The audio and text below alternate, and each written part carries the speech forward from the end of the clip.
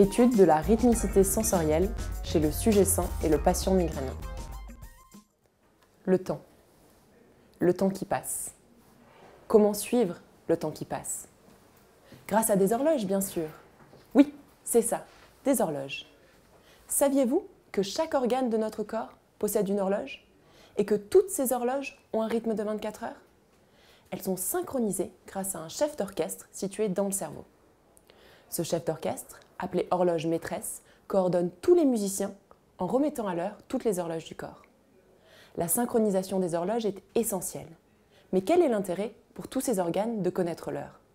Du moment que la mélodie est agréable à écouter, peu importe que les musiciens jouent à 3 heures du matin ou à 3 heures de l'après-midi, non?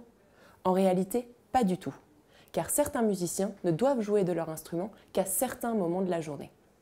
Par exemple, dans le cerveau, une hormone est libérée, la mélatonine. Et cette mélatonine est libérée uniquement la nuit, car son rôle est de nous aider à dormir. Ces dernières années, la recherche a montré que les rythmes de 24 heures, que l'on nomme rythmes circadiens, sont partout autour de nous. Bon, vous saviez tous que notre rythme veille-sommeil est d'environ 24 heures. Mais saviez-vous que la sensibilité de nos sens varie au cours des 24 heures? Vous ne saviez pas? C'est normal, c'est le sujet de ma thèse. La question qu'on se pose est donc est-ce que nous, êtres humains, nous sommes plus sensibles à la lumière ou à la douleur, le matin, l'après-midi ou le soir? Et c'est maintenant que ça devient intéressant.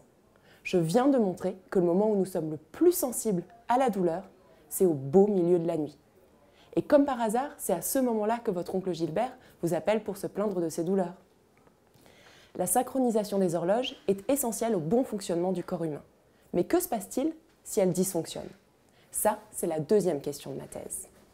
Pour reprendre l'image des musiciens, si les horloges sont désynchronisées, alors les musiciens jouent de la musique à n'importe quel moment de la journée. Et c'est la cacophonie. Et si c'était cette cacophonie qui provoquait des migraines? Vous savez, ces maux de tête qui vous forcent à vous enfermer en silence dans le noir et qui vous empêchent de vivre? Mon hypothèse est que la désynchronisation des horloges provoque une altération de la rythmicité de nos sens et donc des crises de migraine. Mais j'ai une bonne nouvelle à vous annoncer.